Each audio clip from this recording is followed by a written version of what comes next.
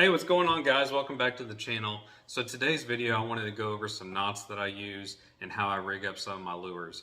This is just stuff that I use personally for me that helps me catch fish. I've been getting a lot of questions just about what knots I use, how to tie them, and just simple rigging techniques that I use on some of my soft plastic. There's a lot more knots out there than what I'm going to show you today. There's a lot more ways to rig up lures that you can use that will catch you fish as well. So yeah, stay tuned. If you guys are new to the channel, make sure you subscribe. So yeah, let's get into it. All right, guys, so the first knot I wanted to show you is the clinch knot.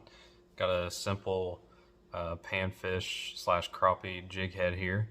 Got me some monofilament.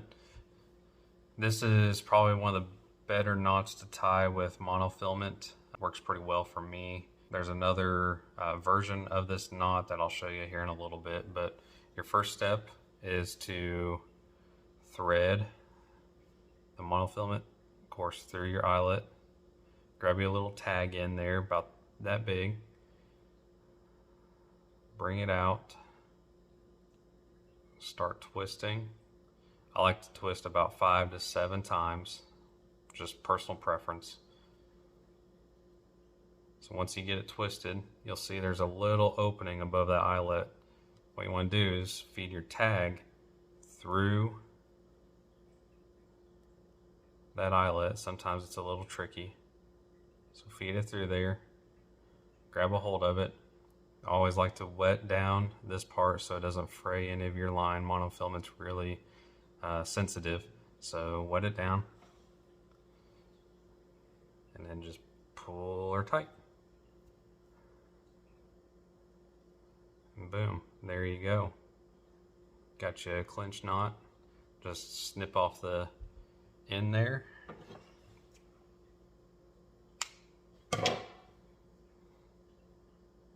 That's your regular clinch knot. Okay, so like I mentioned before, got my jig head here, monofilament. Gonna do the what's called the improved clinch knot. So again, feed it through the eyelet, grab you a decent, about 1 inch of tag, pull your line through it, start twisting it. Again, however much you want to twist it. I wouldn't overdo it, but I wouldn't underdo it either. Okay, so you still got that little loop there above your eyelet. Feed it through. Again, sometimes it's kind of difficult. Okay, so once you got it through, you see that little loop right here?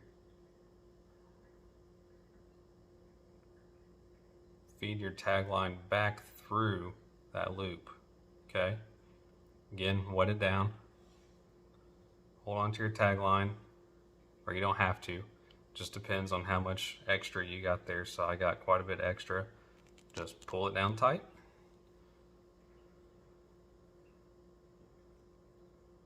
Again, snip off the end. That's the improved clinch knot. So I'm using, this is 15-pound mono. That's what I had handy. So sometimes you gotta push that knot down a little bit farther. It's not gonna go nowhere. It's sturdy. So I like using the improved clinch on smaller monofilament. So like anything, honestly, 12 pounds and below, I use the improved clinch. For anything above that, I use just the clinch, or I can use the improved clinch knot. It just depends on honestly the manufacturer of the monofilament. Okay, so when it comes to braided line, I use what's called the Palomar knot. Palomar, however you want to say it. Got me some 15-pound braid right here. Got me a wide gap hook, used with mostly all my soft plastics. So there's a couple ways to tie this knot. The way that I do it, the personal way that I like to do it the best. So take your line, bend it So you got your tag line there along with your regular line. Bring it to a point just like that. Sometimes you have to wet it down. Feed that point through your eyelet on your hook. Okay, so at this point you have a end that is looped, and then you got your tag end and then also your regular line. So what you want to do is just tie a simple overhand knot. This is probably the hardest part of the whole process here.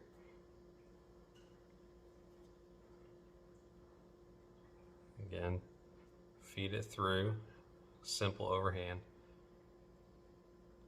Pull your slack.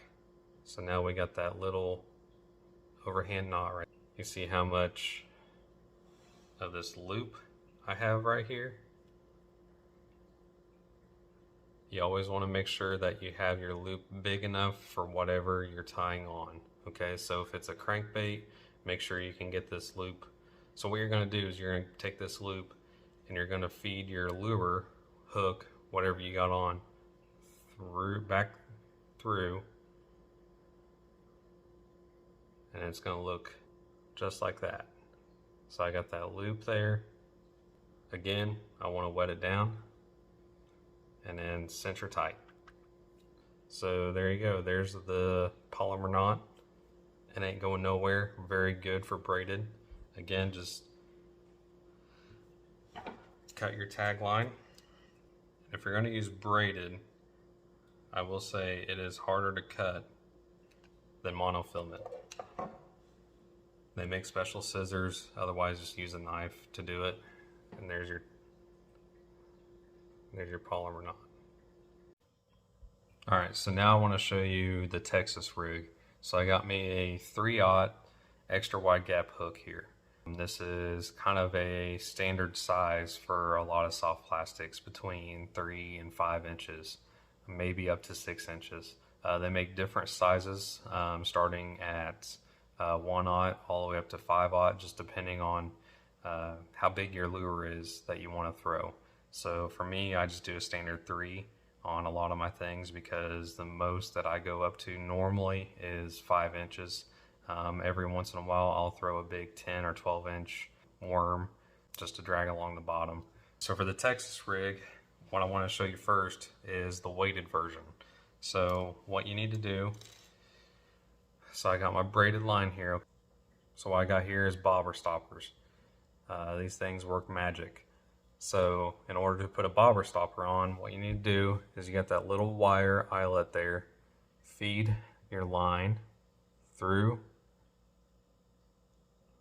that eyelet, just a little bit, doesn't need to be much. You got your tag end, let me show you here better. So you got your tag end.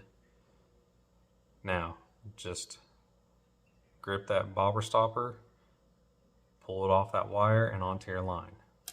Now if you do that on monofilament, and that bobber stopper, that wire is actually going to create a crease, and what you want to do is you want to cut that crease out. But here on braided, it doesn't really damage the line that much. So just go ahead, pinch it, slide it on up, and leave that be. So the next thing is you want to grab your bullet weight. So right here I got a 1/8 ounce bullet weight. You want to feed your line through the top of the bullet weight.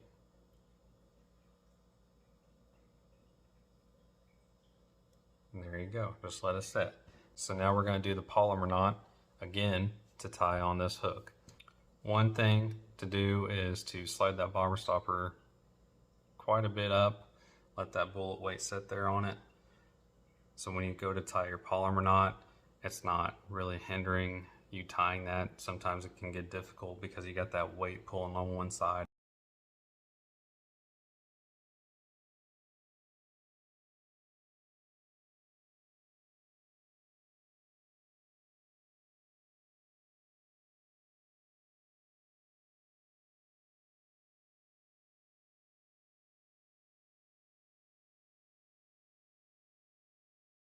So now you want to cut your tag end off. Again, I like to use a knife. Scissors are kind of hard. So I cut that. Now you can go ahead, slide your bullet weight back down, and then slide your bobber stopper to your bullet weight. So now your weight isn't going to go nowhere. So if you don't have this bobber stopper on here, your weight is going to slide back and forth. And in some cases that's okay. If you're fishing coverage, your bullet weight can go down in a crease and then you're going to get hung up on something. If you're fishing more of an open water, maybe a grass bed or something, it might be okay. It also gives you a little bit of sound as it hits that eyelet of that hook.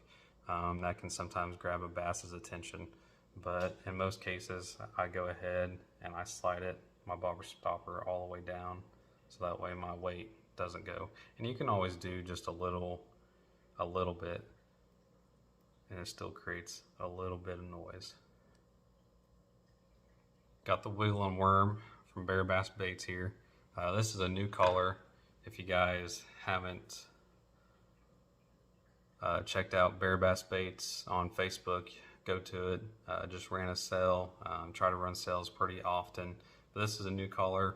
It's pink with some silver flake in it. Good color. It's 5 inches. I got my 3/0 extra wide gap. Feed the point just a little bit through the tip of the bait there. Make it come out. That's probably maybe a 1/4 inch right there, maybe a little bit more. Feed it through.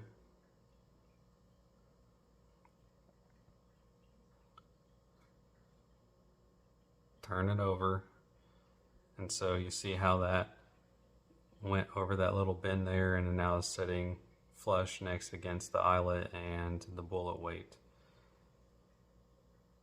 So now you want to check your length, see where you need to go, put your hook in, put the tip of the hook into the worm. For me, it's going to be about right there. So next you feed it through. So now it's through. So now you just want to push forward on your worm and then just barely skin tag it. So you see how it's skin tagged in there? That's going to make it weedless, so you're going to be able to fish through coverage. And that's basically the Texas rig. So that's for a worm. The same goes for a creature, which I'll show you here in a minute. We got the mountain lobster here again from Bear Bass Baits. This catches a lot of bass. It's good for flipping. These little legs here will kick when you're swimming it. Really good action, so go check it out, Bear Bass Baits on Facebook, okay? So again, you're gonna feed your tip through it just about 1/4 inch. Bring it out, feed it up the hook, turn your hook around, slide it over that little bend there, and it'll set right there on that eyelet. Now I could probably get a little bit more, but that bullet weight isn't going to be hitting that metal if I go a little bit more, which won't create that sound. So again, check to see where your hook needs to go in at. So it's right there in front of that back leg. So again, you might have to bend it over just a little bit. So on these, you got these little divots there, little channels that the hook can set in. So mine's going to be right there at the very end. That's going to be even with that back leg. Push it through. So you can leave it like that. That's one nice thing about these these creature baits here, the mountain lobster, is you get that little valley that hook can set in, that can act as weedless, or you can also go ahead and just skin tag it. So with this, again, just push forward a little bit and then feed the tip of your hook through. So I can feel the hook, but it's underneath some of that plastic there. Completely weedless. Slide your bullet weight back down. Slide your bobber stopper back down. And there you go. You got you a nice Texas rig right there. Weedless. So yeah, guys, that's 3 things that I use: the clench knot, the improved clench knot, and the polymer knot. Like I said, just depends on if I'm using monofilament or if I'm using braided. That Texas rig is a go-to. When it comes to fishing, you can use it year-round. Again, you can use it weightless or you can use it weighted. Depending on how deep you want to go, you can put a bigger bullet weight on it. Always catches me fish. So yeah, make sure you subscribe to the channel to stay up to date. So yeah, I'll catch you guys out on the water next time.